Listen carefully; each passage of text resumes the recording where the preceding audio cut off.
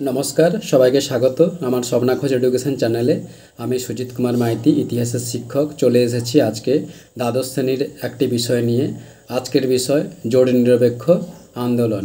ভিডিওটি ভালো লাগলে লাইক, কমেন্ট, শেয়ার ও সাবস্ক্রাইব করে রাখবেন। আর পাশের নোটিফিকেশান বোতামটি সক্রিয় করে পাশে থাকবেন, যাতে এইরকম নতুন নতুন ক্লাস ভিডিও সবার আগে আপনার কাছে পৌঁছে যেতে পারে। শুরু করছি আজকের বিষয়।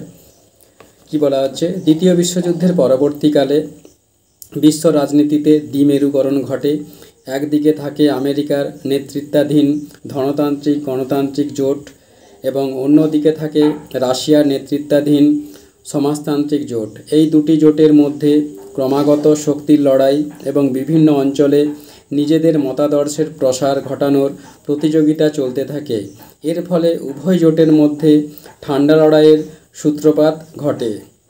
এই সময় এশিয়া, আফ্রিকা ও লাতিন আমেরিকার বিভিন্ন দেশ উক্ত কোনো জোটের অন্তর্ভুক্ত না হয়ে নিজেদের স্বতন্ত্র ও স্বাধীন অবস্থান বজায় রাখে। এই দেশগুলি জোট নিরপেক্ষ দেশ নামে পরিচিত। এবার বলা হচ্ছে জোট নিরপেক্ষ দেশসমূহ। জোট নিরপেক্ষ আন্দোলনে অংশগ্রহণকারী উল্লেখযোগ্য কয়েকটি দেশ হল ভারত, মিশর, যুগোস্লাভিয়া, ইন্দোনেশিয়া, ঘানা, শ্রীলঙ্কা প্রভৃতি। এবার বলা হচ্ছে জোট নিরপেক্ষ নেতা।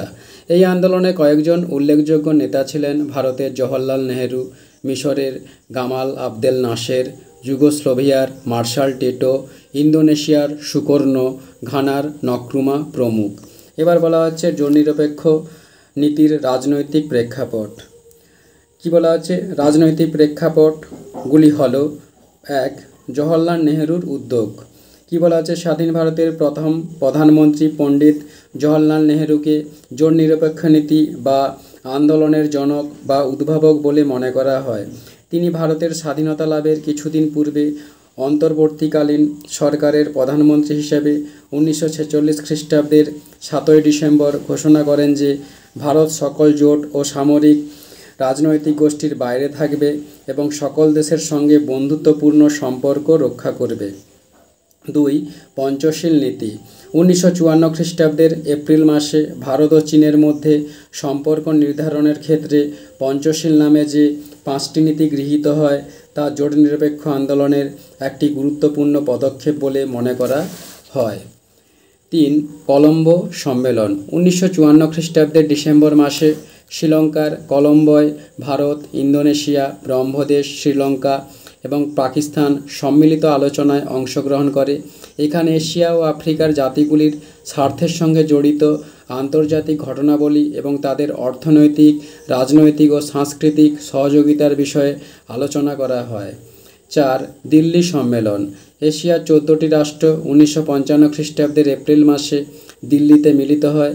এখানে তারা আগ্রাসী সাম্রাজ্যবাদী নীতি, ঔপনিবেশিকতা, বর্ণ বৈষম্য প্রভৃতির বিরুদ্ধে সংগ্রাম করা, নিজেদের মধ্যে ঐক্য শক্তিশালী করা প্রভৃতির প্রতিশ্রুতি দেয়। এবার বলা হচ্ছে জোট নিরপেক্ষতার নীতিসমূহ। জোট নিরপেক্ষতার প্রধান নীতিগুলি হল: 1. জোট নিরপেক্ষ দেশগুলি মার্কিন নেতৃত্বাধীন ও রাশিয়ার নেতৃত্বাধীন উভয় সামরিক জোট থেকে নিজেদের দূরত্ব বজায় রাখা। 2. ঠান্ডা লড়াইয়ের বিরোধিতা করে বিশ্বের শান্তি ও স্থিতাবস্থা বজায় রাখার গুরুত্ব দেওয়া। 3.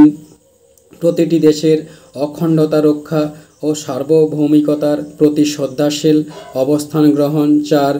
যে কোনো রকম আক্রমণ বা আগ্রাসনের বিরোধিতা করা। 5.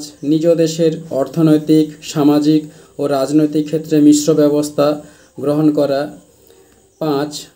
6. রাষ্ট্রসংঘের নীতি ও আদর্শ মেনে এই সংগঠনের প্রতি সাহায্যের হাত বাড়িয়ে দেওয়া। এবার বলা হচ্ছে জোট নিরপেক্ষ আন্দোলনে ভারতের ভূমিকা।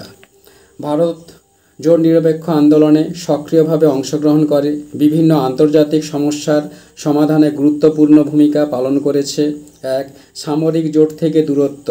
ভারত সর্বদা দুটি শক্তিশালী সামরিক জোট যথা পশ্চিমী ধনতান্ত্রিক জোট এবং রাশিয়ার সমাজতান্ত্রিক জোট থেকে সমদূরত্ব বজায় রাখার চেষ্টা করেছে। 2. কোরীয় যুদ্ধে ভূমিকা। 1950 খ্রিস্টাব্দে কোরীয় যুদ্ধের পর যুদ্ধবন্দী সংক্রান্ত যে জটিল সমস্যা সৃষ্টি হয়েছিল তার সমাধানে ভারত উল্লেখযোগ্য ভূমিকা পালন করেছে। 3. ভিয়েতনামের যুদ্ধে ভূমিকা। ইন্দোচীন বা ভিয়েতনাম যুদ্ধের সময় ভারত তার সাম্রাজ্যবাদ ও ঔপনিবেশিকতাবাদ বিরোধী স্বাধীন মতামত প্রকাশ করেছে। 4. মিশর আক্রমণ ও হাঙ্গেরির ঘটনার প্রতিবাদ। ভারত 1956 খ্রিস্টাব্দে মিশরের উপর ফরাসি ও ইসরায়েলের আক্রমণের বিরোধিতা করেছে। ওই বছরই হাঙ্গেরির ঘটনার সময় ভারত সোভিয়েত রাশিয়ারও সমালোচনা করেছে। 5. সাম্রাজ্যবাদ ও বৈষম্যমূলক নীতির বিরোধিতা। ভারত সর্বদা সাম্রাজ্যবাদ, ঔপনিবেশিকতাবাদ এবং বৈষম্যমূলক নীতির বিরুদ্ধে তার প্রতিবাদ জানিয়ে আসছে। বন্ধুরা, এখানেই ক্লাস ভিডিওটি শেষ হয়েছে।